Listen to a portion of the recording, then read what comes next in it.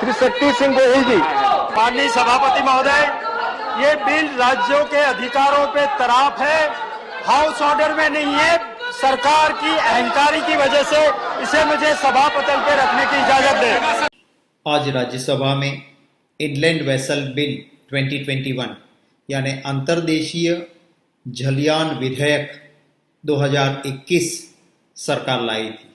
मैंने सभापति जी की मंजूरी के साथ इस विधेयक के ऊपर, इस बिल के ऊपर मेरे विचार सदन के पटल पर रखने की मंजूरी मांगी थी और सभापति जी की मंजूरी के साथ मेरे विचार मैंने राज्यसभा के पटल पे रखा है। ये जो बिल आ रहा है, ये बिल राज्यों के अधिकारों के ऊपर एक बहुत बड़ा हमला है। अभी जो कानून है, जो है इनलैंड वेसल एक्ट 1917, इस कानून के तहत हर राज्य का अधिकार है कि अपने राज्य के अंदर जो भी जलयान का हिस्सा है उसमें वो राज्य खुद अपना रूल्स बनाएंगे और उसके हिसाब से इसका उपयोग होगा। हमारा देश बहुत बड़ा देश है और राज्य को खुद को पता होता है कि अपने राज्य में इनलैंड वेसल के लिए किस तरह से रूल्स बनाने चाहिए। ये इससे खत्म हो जाएगा। मैंने मांग की है कि जल्दबाजी में ऐसे कानून मत लाइए कि जिससे राज्यों के अधिकारों पर हमला होता हो, जिस कानून से राज्यों के अधिकार खत्म हो और ऐसे कानूनों की वजह से देश के लोगों को नुकसान होता हो। पर यह सरकार अहंकार से चल रही है। इस कानून के तहत बातें बड़ी बड़ी करते हैं, परंतु जो प्रावधान करने चाहिए, जो वित्तीय सहाय देनी चाहिए या एलोकेशन करना चाहिए, वो इसमें नहीं होता है। मैंने ये भी मांग की है कि आपने गहरे समुद्र में जो पानी है उसका संशोधन और उपयोग की बात की है, पर वित्तीय सहाय इस तरह से हुई है कि बरसों तक इसमें कुछ होगा नहीं। हमने ये भी मांग की है कि जो सरकार कहती है उसकी कथनी और करनी के बीच में बहुत बड़ा अंतर होता है। जब कानून आप लेके आते हो तो उसके साथ साथ वो प्रावधान भी होने चाहिए। जब आप सदन में कोई बात करते हो तो उसके अनुरूप आपके कदम भी उठने चाहिए। बजट स्पीच में कहा और इस कानून को इंट्रोड्यूस करते वक्त भी कहा गया था कि अलंग शिप ब्रेकिंग यार्ड, जो कि एशिया का सबसे बड़ा शिप ब्रेकिंग यार्ड है, उसमें शिप ब्रेकिंग का 50% हम काम बढ़ाना चाहते हैं। 1.5 लाख और नए लोगों को रोजगार मिलेगा। पर असल में इसके लिए सरकार ने कोई चिंता नहीं की।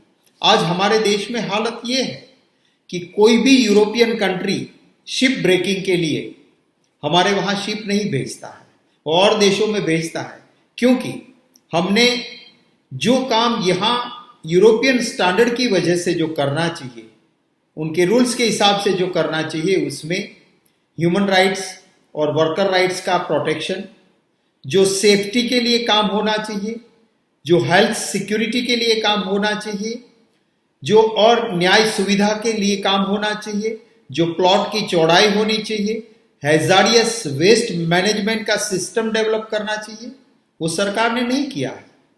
और यूरोपियन कंट्रीज पूरे दुनिया के 35% शिप की मालिकी, उसका ओनरशिप वो यूरोपियन कंट्रीज के पास है।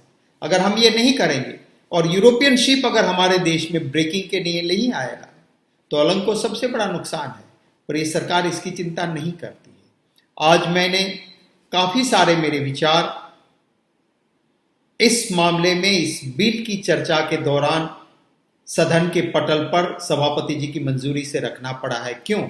क्योंकि हाउस ऑर्डर में नहीं है। हम क्या मांग करते हैं? विरोधी दल मांग करता है कि महंगाई आसमान छू रही है, पेट्रोल और डीजल के दाम बढ़ रहे हैं, किसान बर्बाद हो ऐसे कानून आप लाए हो, किसान अनशन पे बैठे हुए हैं, किसान का एजिटेशन चल रहा है, इस राष्ट्र की सुरक्षा के साथ छेड़खानी हो रही है। रॉ हो, मिलिट्री हो, आर्मी हो, हमारे बॉर्डर सिक्योरिटी फोर्स के जवान जहां काम कर रहे हैं वहां पर जासूसी हो रही है और राष्ट्र की सुरक्षा की चिंता है। आइए उसकी बहस करें।